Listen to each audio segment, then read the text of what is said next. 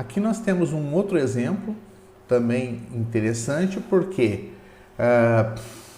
ele diz o seguinte: eu estou fazendo agora uma soma, o meu termo geral da minha sequência, ele cresce de tamanho, né? Já que eu tenho uma soma que depende do meu índice n, e eu estou somando os termos correspondentes à potência de t. Então a primeira coisa que eu preciso fazer é entender quem são esses termos. Então, vou fazer um rascunho aqui do lado, né?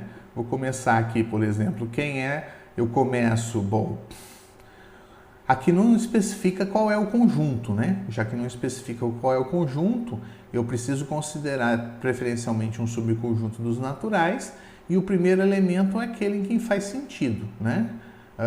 Observe que para n igual a zero, isso aqui faz sentido, t elevado a zero não há problema nenhum, então vou considerar os próprios naturais. Então eu tenho o a0, vai ser a soma de 0 a 0 de t elevado a zero, t é diferente de zero, então t elevado a zero é 1. O a1 vai ser a soma de 0 até 1, então vai t elevado a zero mais t elevado a 1, ou seja, dá 1 mais t. O A2, a mesma coisa, vai ser 1 mais t ao quadrado. Tá? O A3 vai ser 1 mais t ao quadrado mais t ao cubo. E assim sucessivamente. Né? Então, o que a gente está dizendo aqui com esse exemplo é que, embora esse termo geral esteja especificado na forma de uma soma que vai aumentando o tamanho da minha expressão, eu consigo transformar ele em uma expressão única, que não se altera de tamanho. Olha que coisa legal, né? Como eu mostro isso? Bom, eu vou pegar o termo geral a n, que é a soma de todas as potências de t até t elevado a n, né? E vou fazer essa soma. Bom, isso aqui é a soma de uma PG, né? A soma de uma PG é bem conhecido, como você calcula, como você resolve. Como eu nunca lembro a expressão, eu faço o cálculo, né? Então, vou multiplicar isso aqui por t. Então, isso aqui vai ficar t mais t ao quadrado, mais t ao cubo, mais t elevado a n, mais t elevado a n mais 1. Observe que a maioria dos termos que estão aqui, de t até t elevado a n, é em comum com esses dois elementos. Então, se eu subtrair um do outro, vai cancelar esses termos que tem em comum. E vai sobrar o primeiro desse e o último desse. Né? Como eu estou subtraindo este deste, vai sobrar primeiro este aqui, positivo, menos o primeiro desse aqui. Então, vai ficar que t de an menos an é igual a t de n mais 1 menos 1. Agora, eu tiro o an aqui em evidência, vai sobrar t menos 1. Como, por hipótese, o t é diferente de 1, então eu tenho que o an vai ser tn mais 1 menos 1 sobre t menos 1, que é a expressão que eu encontrei.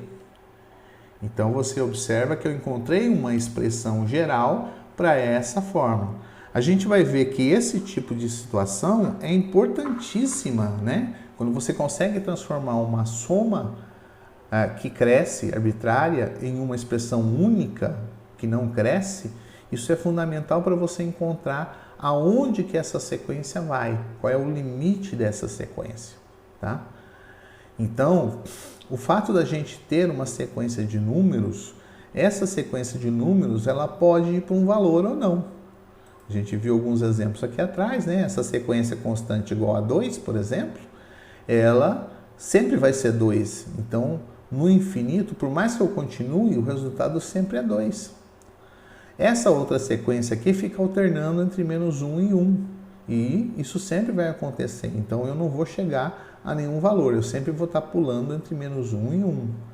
Essa outra sequência aqui, ela vai crescendo em potências de 2.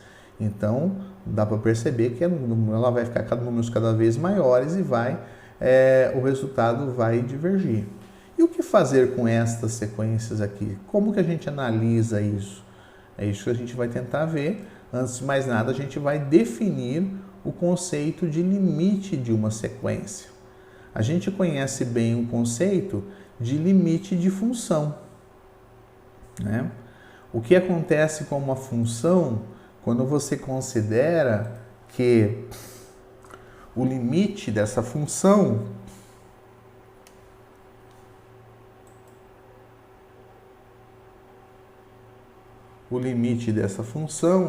ela vai para... Então, vamos supor que você tenha uma função quando o x vai para infinito e você diz que o limite disso aqui é um L. Isso equivale a dizer, né, como vocês aprenderam lá, eu sei que vocês adoram falar sobre epsilon e delta, mas basicamente é que para todo epsilon maior que zero, né, existe, na verdade, um m suficientemente grande, tal que para todo x maior do que m, implica que f de x menos L é menor do que epsilon. Ou seja, ele está dizendo aqui, na verdade, que esse tipo de situação, se a minha função converge para um certo valor L, né? Um certo valor L, o meu desenho aqui não ficou muito bom, né? Porque eu acabei ultrapassando o valor, mas a ideia é basicamente a mesma. Então, significa que quando eu vou chegando a valores arbitrariamente grandes, né, a regiões arbitrariamente grandes, deixa eu desenhar isso direito, vai. As regiões arbitrariamente grandes, você tem aqui uma vizinhança, né? Você consegue, dado um certo epsilon, então eu tenho aqui L menos epsilon e L mais epsilon, você consegue com que a sua função esteja nesta proximidade, esteja limitado por isso a partir de um certo n. Isso é convergência de função, tá? A definição para a sequência vai ser exatamente a mesma, só que em vez de usar um x tendendo ao infinito, a gente vai usar o n tendendo ao infinito, tá? Em vez do f de x, a gente vai usar a sequência, né? A de n. E aqui, em vez de existir um m arbitrário, o que a gente vai ter vai ser um certo número, né? Um n0 arbitrário, um n0, um número natural, tal que se você tiver o n maior que o n0, vai implicar que a sequência é menor do que epsilon. É muito parecido com a definição que a gente tem de sequência de limite de função, né? Então, voltando aqui ao nosso slide anterior, nós temos que a função, a sequência, ela converge, né? Isso aqui não dá para ver. Ela converge aqui. O limite dela é A, C e somente C para todo epsilon. Existe um certo índice bem grande, tal que todo n maior que esse índice, a minha sequência está na vizinhança de A menos epsilon e A mais epsilon. Tá? Então, é totalmente coerente essa definição. Agora, dizer que uma sequência vai para mais infinito ou dizer que uma sequência vai para menos infinito, a gente também vai seguir uma linha parecida, né? Então, a gente vai ter aqui uma outra situação em que, quando eu digo que o limite, quando x tende a infinito, de f de x é mais infinito, significa que para todo n maior que zero, existe um m maior que zero, tal que x maior que m implica que f de x não tem um módulo aqui não, né? Implica que f de x é maior do que n. Ou seja, ele está dizendo que se você considerar uma função que vai para o infinito, Tá? Então, vamos supor que uma função... Opa, não é reta, não. Vamos desenhar aqui. Uma função que vai para infinito significa que quando você toma um ponto, um n arbitrariamente grande, sempre vai existir um m a partir da qual todos os valores daqui por diante vão implicar que a minha função está acima desse eixo. Para a sequência é a mesma coisa, né? Em vez aqui de trabalhar com x, eu vou trabalhar com n. Aqui eu vou ter a minha sequência n para infinito. Então, significa que para todo n arbitrariamente grande, existe um n0 pertencente aos naturais, tal que se você tiver o an maior do que o n0, desculpe, o n menor que o n0, né? O n maior que o n0 vai implicar que o an é maior do que o n, ou seja, que o an cresce demais, tá? Então, é muito semelhante ao conceito que a gente viu de função. Então, o limite de uma função é infinito, né? O limite de uma sequência é infinita, C e somente C, para todo um número que foi fixado muito grande, eu tenho um certo índice, de tal forma que quando o n é maior que esse índice, o an é maior do que o meu m dado, arbitrário, tá? De forma análoga, a gente prova para menos infinito. Então, uma sequência vai para menos infinito, C e somente C, para todo m maior que zero, existe um n0, tal que a n maior que n0, implica que a minha sequência está abaixo de menos m, já que eu estou indo no sentido oposto, tá? Arbitrariamente grande. Se por acaso a minha sequência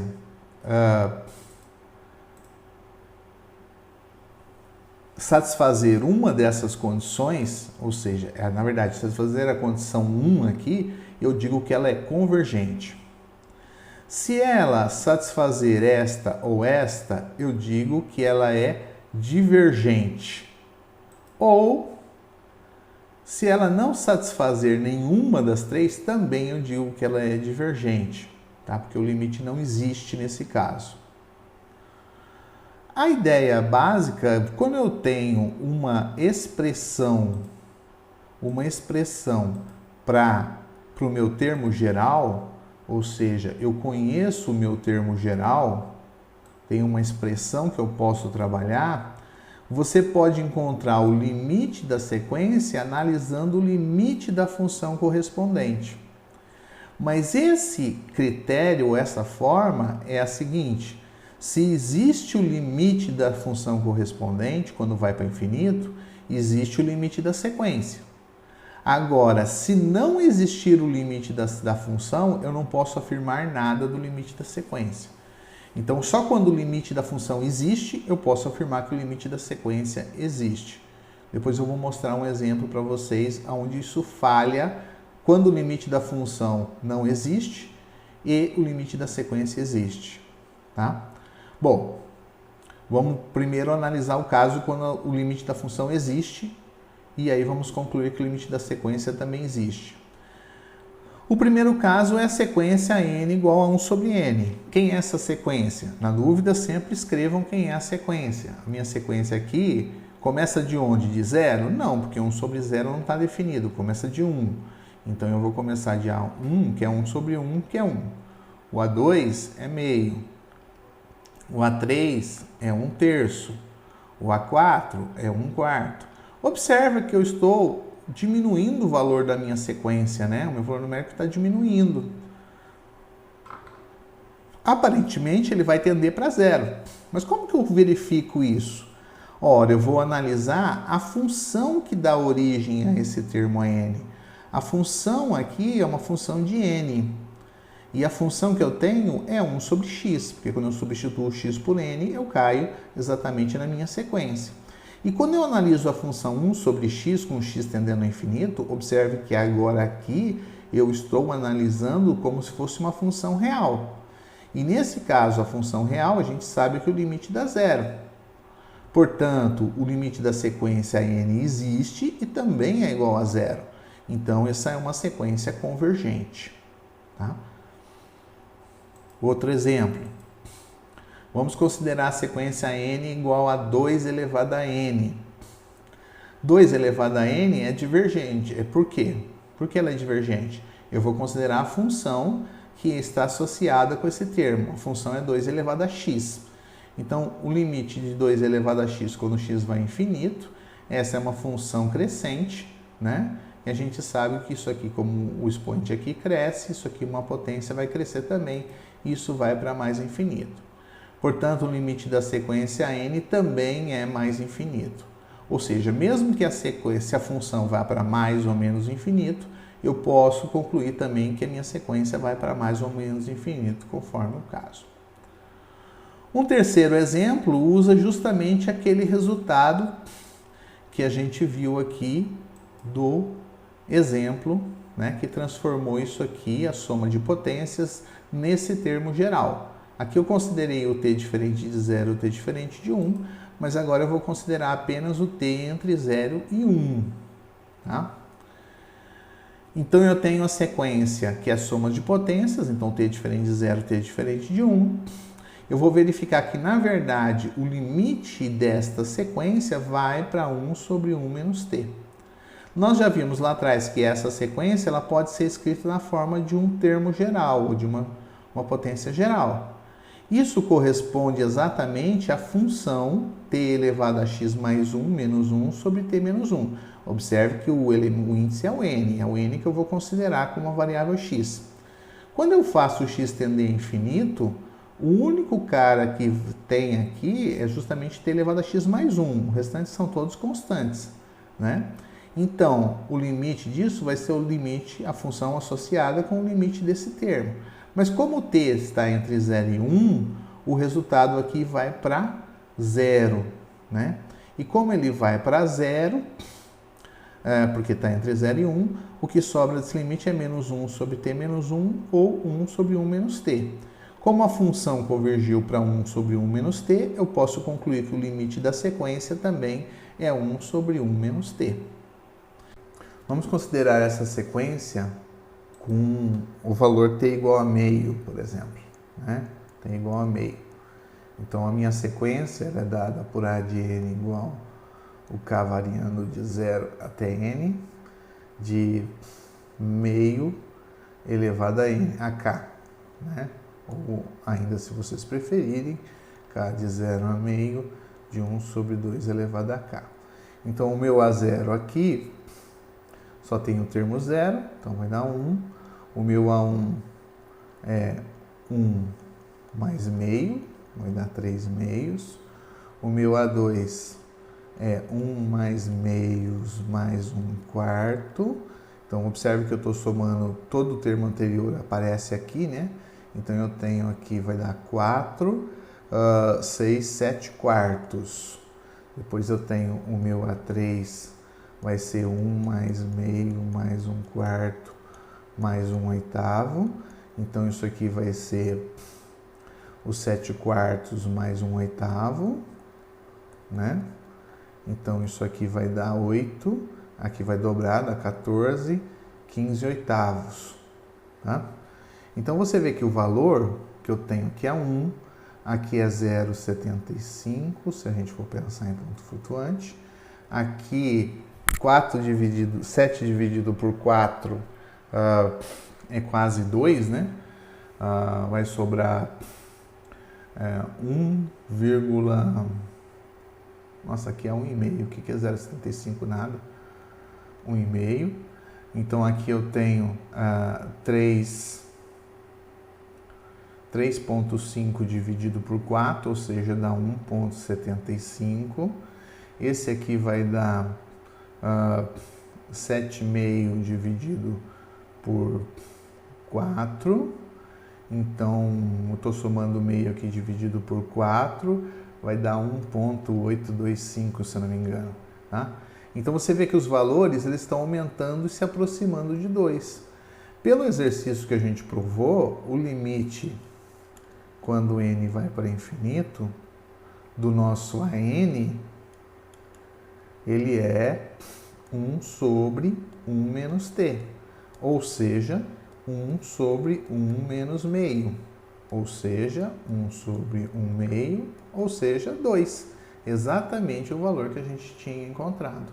Então, isso significa que se você está fazendo uma soma 1, como eu estou tomando o limite, eu estou somando 1 mais meio, mais 1 ao quadrado, mais 2 ao meio ao cubo, mais 1 sobre 2 elevado a n, mais infinitamente. E quando eu fizer essa soma infinita, o resultado é 2. Olha que legal, isso aqui é uma soma infinita. O que a gente conhece como uma soma infinita de termos, na verdade, é o que a gente vai denominar de série. Então, você vê que a sequência tem tudo a ver com os valores de uma série. Bom, fazendo esse parênteses, né, que a gente viu aqui como resultado desse exemplo, ficou apenas faltando para a gente definir um caso de uma sequência que não converge, né, mas cuja função não converge, mas a sequência converge.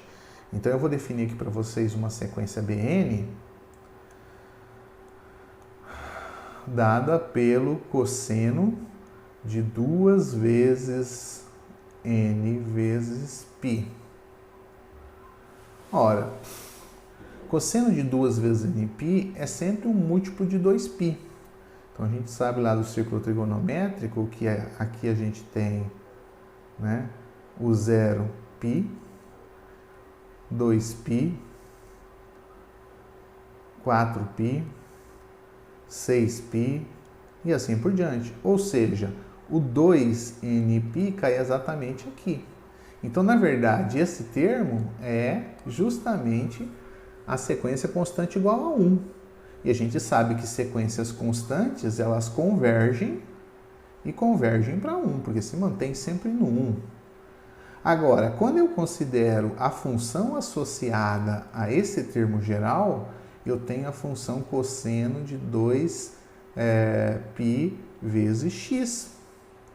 E quando você olha a função cosseno de 2π vezes x, essa constante não altera em nada aqui a multiplicação do x. É a função cosseno, né?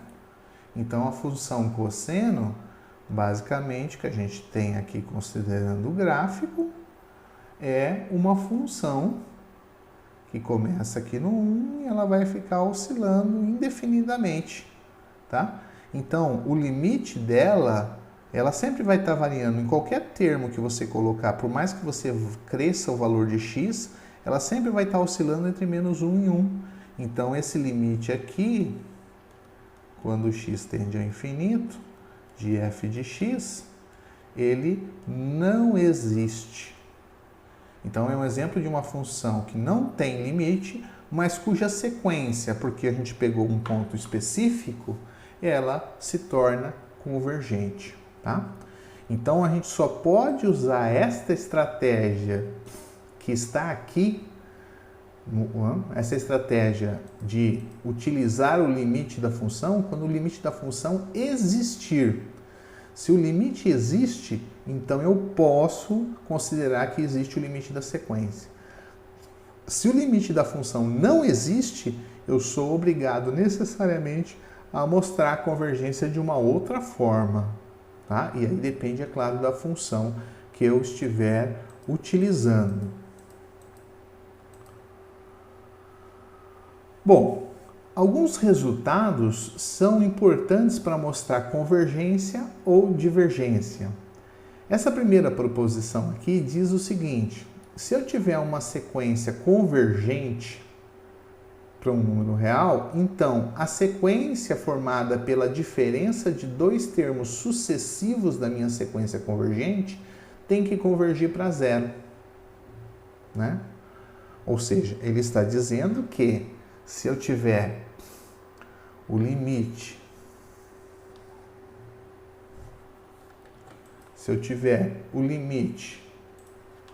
de AN, igual a um certo A, quando n vai para infinito, tá? Isso implica que o limite, quando n vai para infinito, de an mais 1 menos an é zero. Isso aqui é uma nova sequência, tá? Bom, para provar isso, a gente tem que usar épsilons e deltas, é a única forma que a gente tem. Lembre sempre que eu falo para vocês, mais importante do que a demonstração é entender o que diz o teorema ou a proposição. Então, a proposição está dizendo que se a sequência converge, a diferença dela converge para zero, tá? É isso que diz a minha proposição. Agora, a prova disso, eu tomo um epsilon, então eu preciso provar que isso aqui vai para zero, ou seja, que esse limite vai para zero. Tem que mostrar que para todo epsilon que eu tomar, eu encontro um n0, tal que esse cara aqui está entre menos epsilon e mais epsilon. Bom, pela definição de limite aplicada a essa hipótese que eu tenho aqui, existe um n0, tal que para todo n maior que n0, assim eu tenho o meu an menos o a próximo suficientemente de epsilon. Como o epsilon é arbitrário, eu tomei epsilon sobre 2 para fazer as contas aqui, tá? Se eu tenho para isso para todo n maior que n0, em particular eu tenho para n mais 1 também, tá? Para n mais 1. Eu vou multiplicar essa desigualdade aqui por menos 1. Quando eu multiplico a desigualdade por menos 1, ela fica invertida, né? Então vai ficar esse cara aqui, em sinal negativo, menos epsilon sobre 2, menor do que a menos an mais 1, menor do que o sinal disso aqui multiplicado por menos 1, que é epsilon sobre 2. Tá? Somando essas duas desigualdades, eu vou somar esse cara com esse, vai dar epsilon. Esse cara com esse, então dá n mais 1. Desculpe, eu multipliquei a desigualdade errada, né? Era para ter multiplicado essa de cima aqui, então o índice aqui é n só. É exatamente igual, né? Só muda o índice aqui, n. Então, somando esse cara com esse, dá menos epsilon. Somando agora essa expressão com essa, dá n mais 1 menos a mais a menos an. Vai cancelar o a aqui, vai sobrar só n mais 1 menos an. E epsilon com 2 com epsilon 2 dá epsilon. Portanto, eu cheguei aqui para todo epsilon. Existe um n0, n maior que n0, implica que isso acontece. Ou seja, eu tenho exatamente a definição de que o limite da diferença vai para zero. Bom, esse resultado, diretamente, do jeito que está aqui, ele não serve para muita coisa, porque se a sequência converge, eu sei que a bn, que é a diferença dos sucessivos, converge para zero. Mas eu posso usar o que a gente chama de contrapositiva desse teorema, né? E a contrapositiva desse teorema,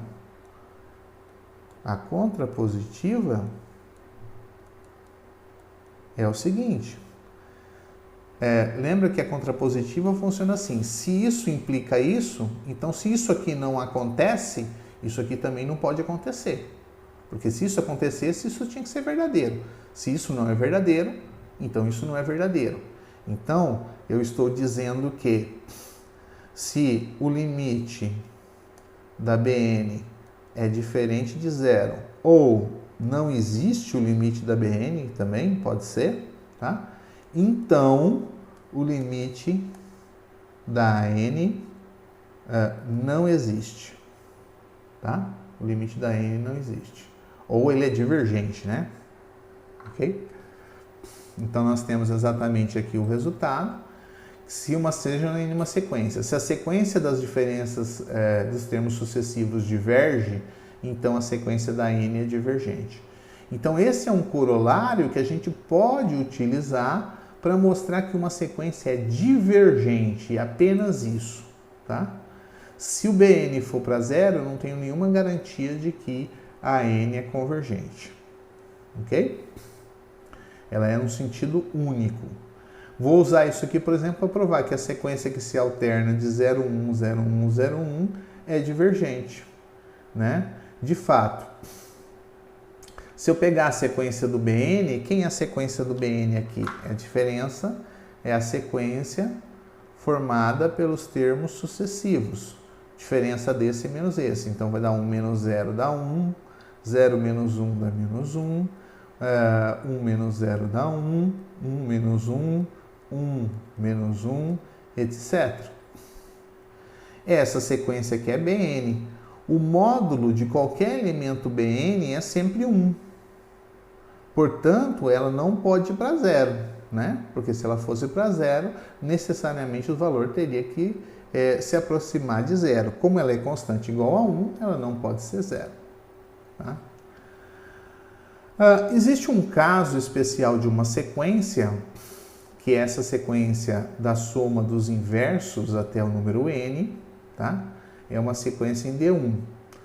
Essa é uma sequência que, quando a gente pega a diferença delas, ela é igual a 1 sobre n mais 1 e vai para zero. Porque quando n vai para infinito, isso aqui vai para zero. Mas a gente vai ver mais para frente de que essa sequência aqui não é uma sequência convergente. Tá? Então, significa que eu só posso usar esse resultado para provar a divergência de uma sequência. Eu nunca consigo provar a convergência. Se eu tiver o limite do Bn indo para zero, então eu nada posso afirmar a respeito da n. Ela pode convergir ou pode divergir. Ok? Bom, continuando aqui, nós temos mais um resultado importante para provar a convergência de sequências, que considera a existência de 3 sequências, né? De tal forma que a partir de um certo ponto dessas sequências, elas estão ordenadas, ou seja, o AN é menor que o BN é menor que o CN para todo N. Se as sequências dos extremos forem para um certo valor L, então a sequência do meio também vai para o L. Esse é conhecido como o teorema do confronto. É o equivalente do teorema do confronto para limites do cálculo de uma variável.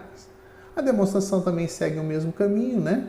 Então, para definição de limite, pega o epsilon, existe um n0, tal que o AN está entre L menos epsilon e L mais epsilon, o CN está entre L menos epsilon e L mais epsilon. Tá? Eu vou pegar um dos dois N's, né?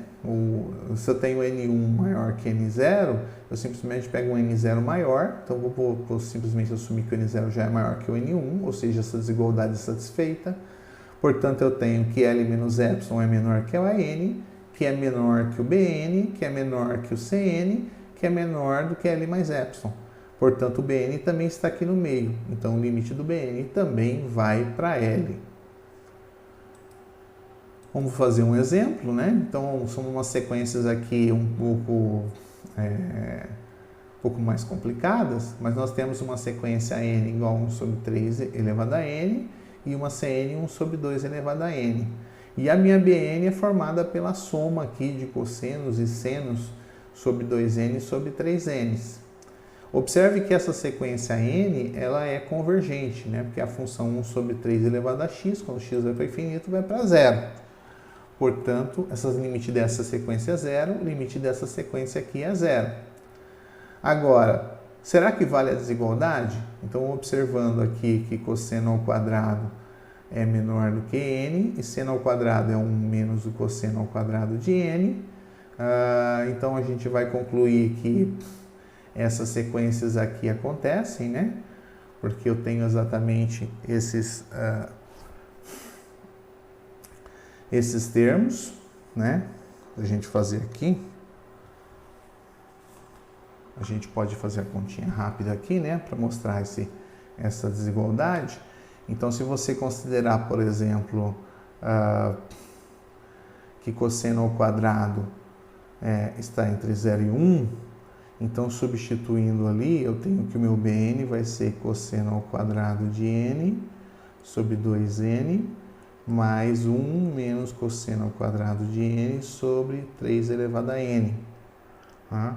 Então, eu tenho aqui, se eu tirar o cosseno ao quadrado aqui de n em evidência, vai dar cosseno ao quadrado de n que multiplica 1 sobre 2 elevado a n menos 1 sobre 3 elevado a n, né? Mais 1 sobre 3 elevado a n. Sobrou ali do final. Ok? O cosseno aqui está entre 0 e 1, né?